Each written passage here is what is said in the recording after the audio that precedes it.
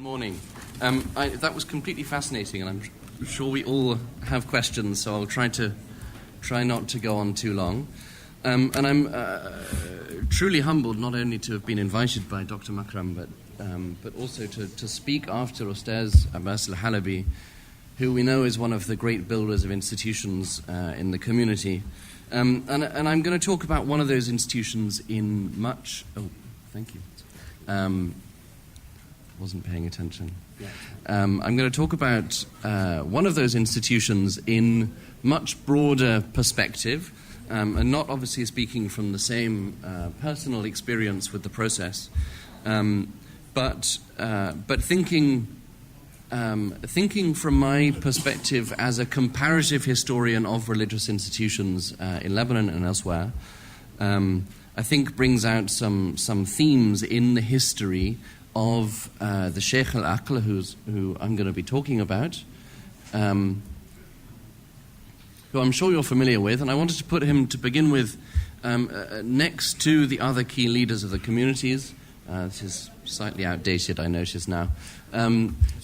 Yes, exactly. But on the left we have the current Sheikh al-Aql, Sheikh Naeem Hassan.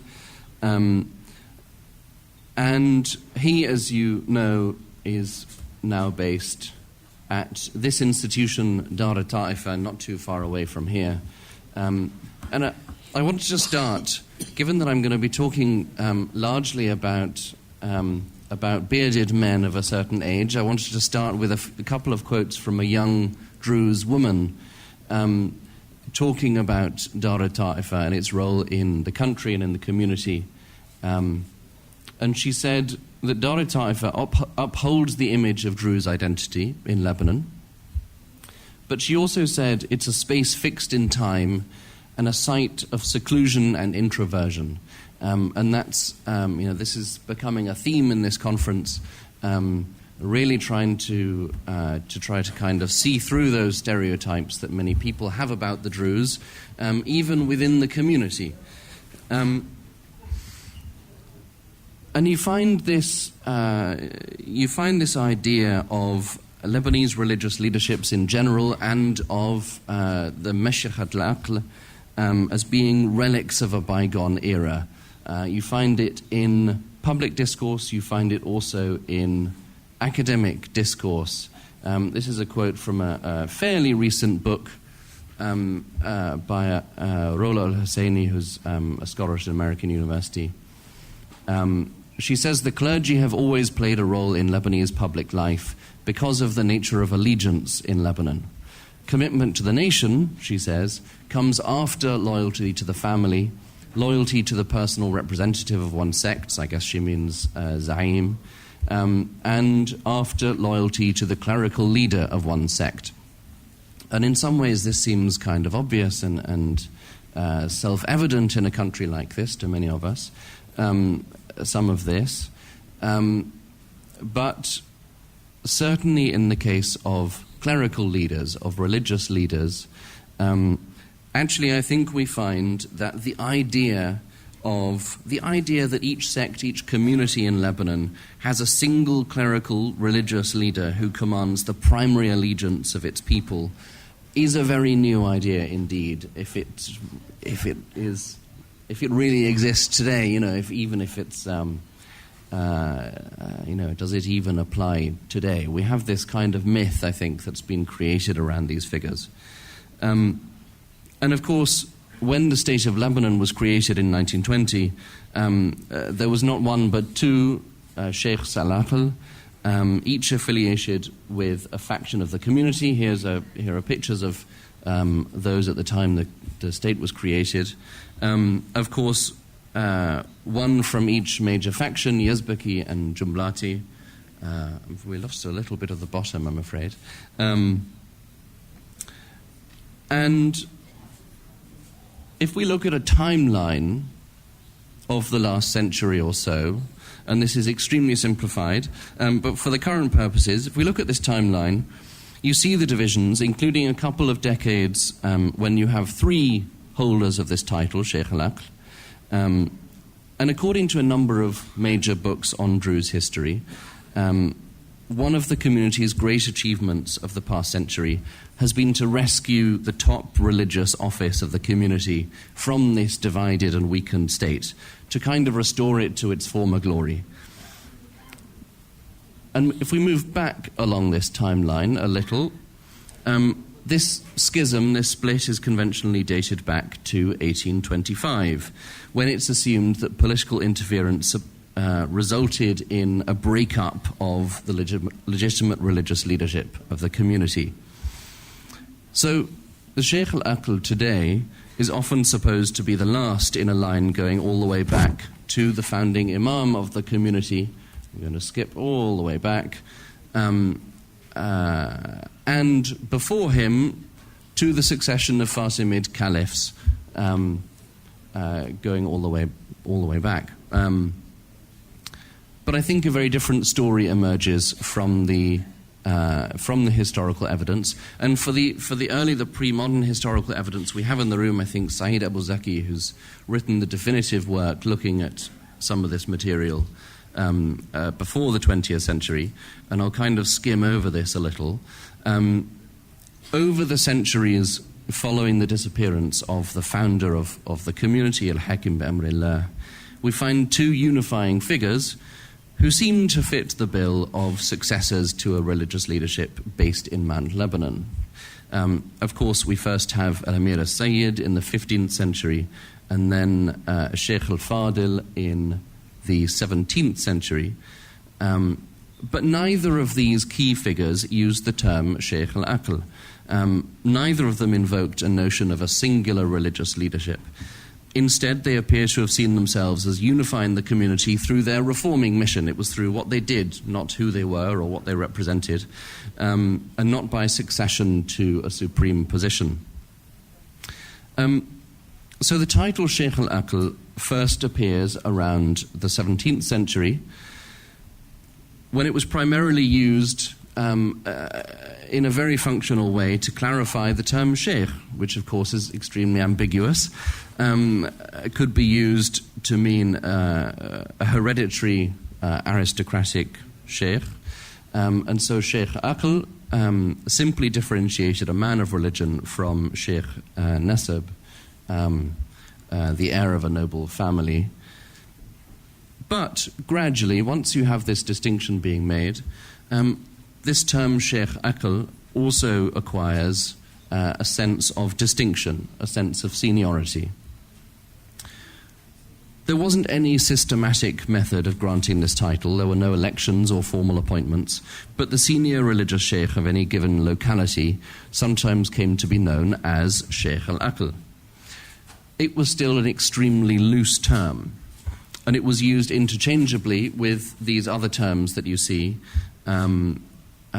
similar honorifics, Sheikh al-Uqal, Sheikh al-Mashayikh, Sheikh al-Asr, Sheikh al-Jalil, terms like this. They were all kind of used interchangeably, we get the impression. So only in the 18th century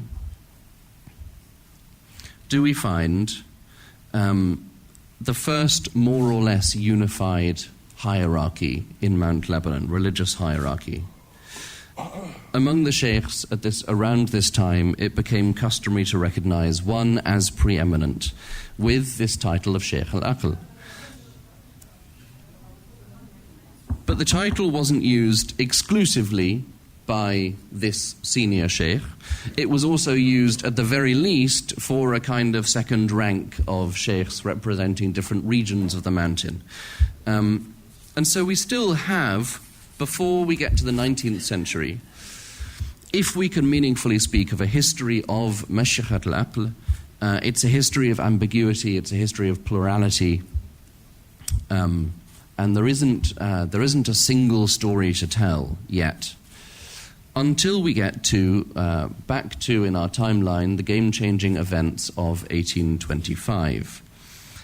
Amir Bashir Shihab II, ruling over the Ottoman Emirate of Mount Lebanon, of course, created the modern office of Sheikh al-Aql.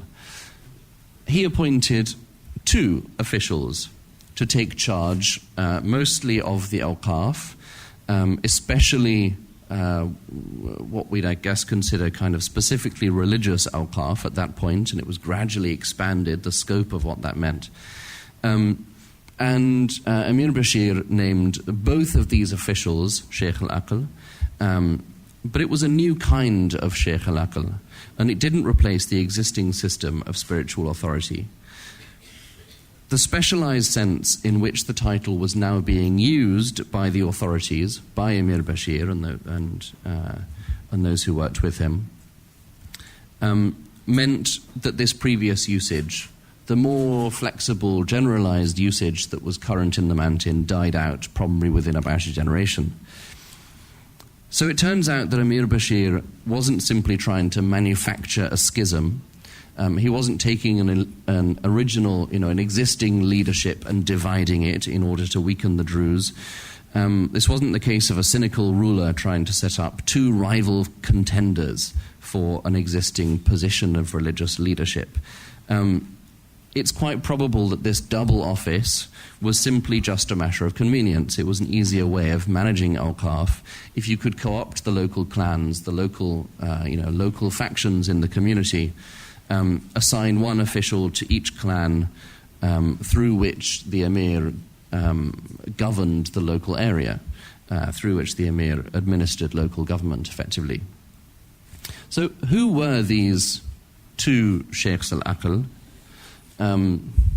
If you can see it from where you're sitting, here's a list of many of the incumbents over the years. First of all, they didn't, at the beginning, have established reputations as spiritual authorities. Succession to these offices was determined by clan leadership, much like any other position in the local administration of the Mantin at that time. This allowed particular families, of course, to use their connections to dominate the office for generations. We see the families of Hamade and Talir, as you can see, each held the Mashyakhat for about 100 years. Meanwhile, other sheikhs, of course, among the Uqal at large, continued this old informal system of seniority in the realm of spiritual authority. That still existed, but it no longer used the term Sheikh al-Aql, which came to be reserved for this particular kind of authority, these essentially bureaucratic functionaries. And so we arrive back in the 20th century, when the great project of Lebanese state building begins. The Lebanese constitution enshrined the notion of a Lebanon made up of semi-autonomous sects, with the state remaining equidistant from all of them. And this sounds like a fairly straightforward, common-sense, secular solution to religious pluralism. You allow each community to manage its own religious affairs, while the secular state in the middle administers the non-religious fields of politics, economics, justice, social services, and so on. But there's a catch. This solution that the Lebanese state was built on, in different ways, every modern state in the world, assumes that religion is an essentially separate and separable thing, and has its own institutions to which the state can delegate certain responsibilities in dividing up what is to be governed by the secular state versus what's to be governed independently by religious communities. There's this assumption that there are institutions you can hand those things over to. Where those institutions didn't exist, as in many communities in Lebanon, the secularist policy of separation ironically raised up powerful new religious institutions. Thank you.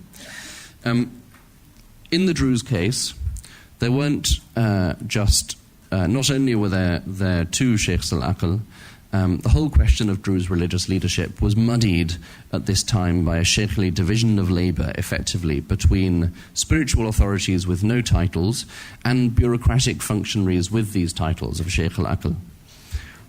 Lebanon's brand new secular system created a demand for clear-cut religious leadership to manage and represent the Druze religion. And a series of laws, as we've heard, from 1960 to 2006 have served as constitutions for this sovereign Druze community. And the laws define the jurisdiction of the Mashyakhat as covering religious affairs, ash-shu'un diniya. And this was an entirely new concept, as far as I can tell, a new kind of catch-all that redefined the scope of what this institution was all about. And of course, we have these two sheikhs at the time, and they, as to begin with, as a carryover from the 19th century, they have primary responsibility for al-Qaf. They also take over a role as a kind of final court of appeals for the personal status courts. But of course, this role changes radically from what it had meant under the Ottomans. Ottoman administration and law had often, of course, been primarily a troubleshooting function, offering a last recourse for resolving conflicts. Modern ideas about governance were far more interventionist, and so these sheikhs and the institutions built around them started to organize and manage and supervise these domains in a much more active way than ever before. I won't talk about al-Qaf or the courts for now, since we're in the presence of a much greater expert on those two areas than I am.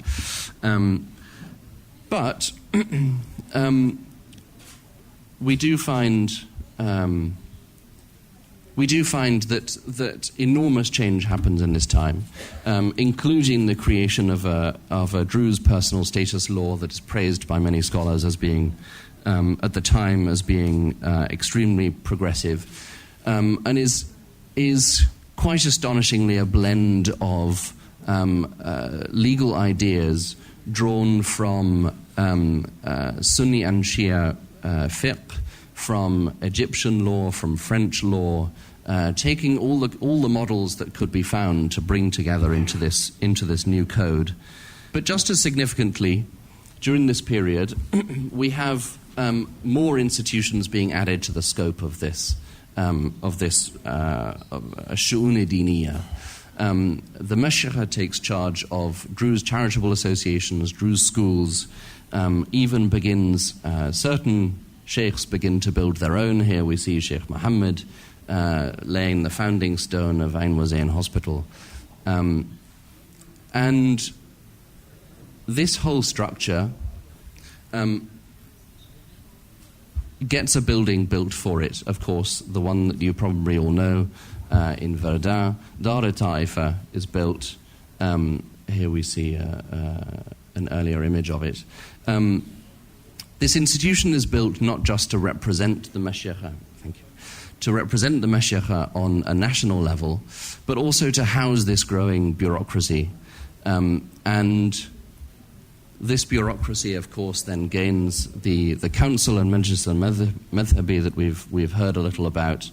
And within the space of a few decades, we find a complete transformation of this institution into something that aspires to manage a phenomenal swathe of affairs of the community, newly defined by the Lebanese state. Here is Sheikh Muhammad in the distance in this picture, chairing the very first meeting of the Majlis. But I want to tie this story up a little by talking about the unification, finally, of the Mashyakhat in 1970, under Sheikh Muhammad Abu Shakra.